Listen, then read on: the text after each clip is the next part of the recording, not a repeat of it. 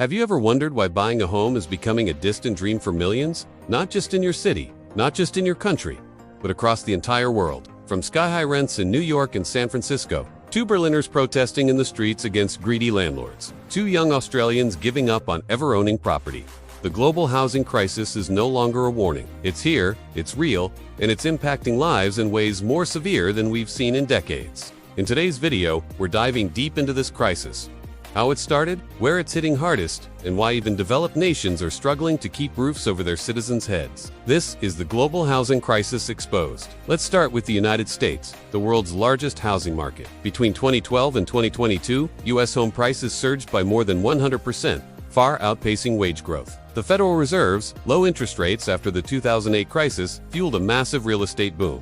Investors started snapping up single-family homes, converting them into rental properties. Private equity firms like Blackstone bought up tens of thousands of homes, turning neighborhoods into profit zones. But when COVID-19 hit, the Fed slashed rates again, making borrowing cheap, which ignited a buying frenzy. People rushed to buy homes, driving prices even higher. By mid-2022, mortgage rates shot up from 3% to over 7%, locking existing homeowners in and pushing new buyers out. The result? A frozen housing market. Prices remain elevated, supply is tight, and rents are skyrocketing. In cities like Austin, Miami, and Phoenix, rents have surged by over 30% since 2020.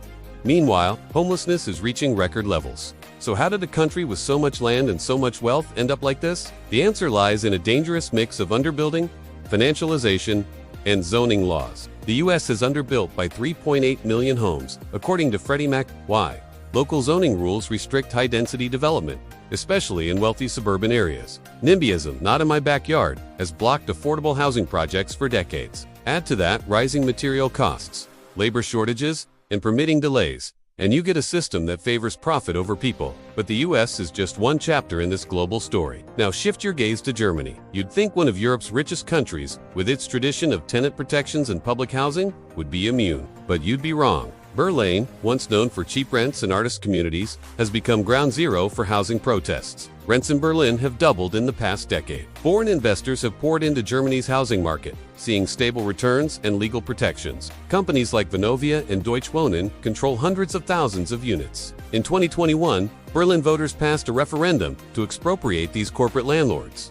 The message, enough is enough. Yet despite the referendum, not much has changed. Germany faces a severe housing shortage. The country needs 400,000 new homes annually to meet demand, but fewer than 300,000 are being built. Refugee arrivals, urban migration, and construction bottlenecks have added fuel to the fire. Even middle-class Germans are now struggling to afford rent. In Munich and Frankfurt, tenants pay over 40% of their income on housing. Germany's celebrated social safety net is starting to crack under pressure. Let's fly over to the UK, where housing has become a full-blown political crisis. Home prices in London are completely detached from local incomes. And if you think this crisis only affects the West, think again. Let's look at Canada and Australia.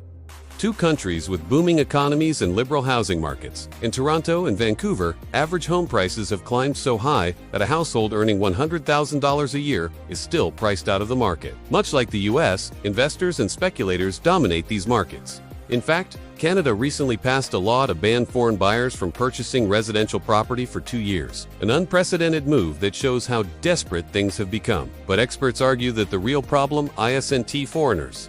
It is lack of affordable supply and policies that reward speculation. Meanwhile, in Australia, a country of just 26 million people, the median home price in Sydney is over $1 million AUD.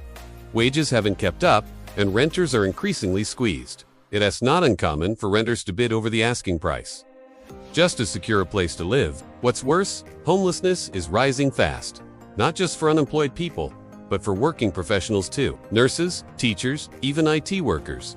Many now live in cars, motels, or couch surf with friends. So why is this happening everywhere? What links all these countries, despite their different political systems, geographies, and cultures? The answer boils down to global financialization of housing. Housing is no longer just a basic human need.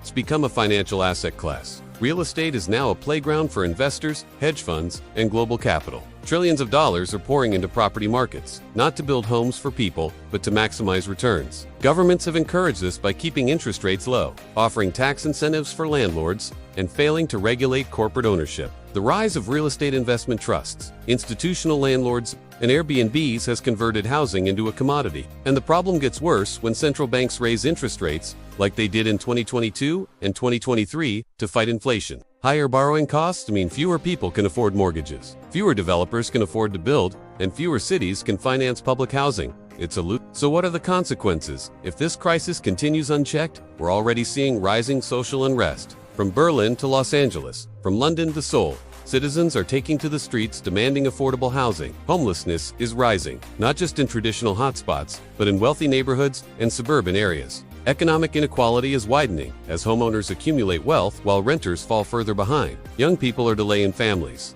Migration is increasing, and political systems are becoming unstable. And hear us, the scariest part.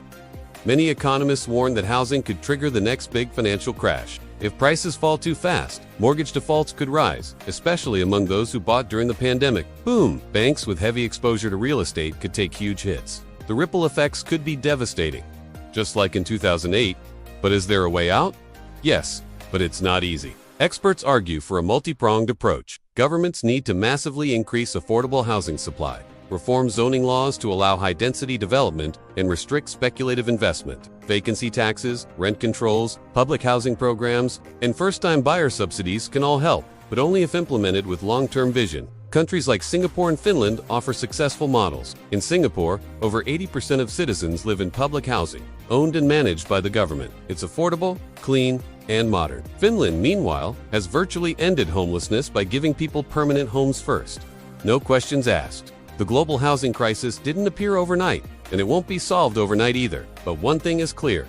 If we continue to treat homes as stocks and cities as assets, the crisis will deepen, and the world will become a more unequal, unstable, and fractured place. Housing is not just an economic issue, it's a moral one. So the next time you see a luxury condo sitting empty while families live in tents on sidewalks, ask yourself, who is this system really built for? If you found this video insightful, make sure to hit that like button and share it with someone who needs to understand what's really going on behind those price tags. Subscribe to MacroMotive for more in-depth breakdowns on the global economy, finance, and the forces shaping your future. Until next time, stay informed, stay sharp.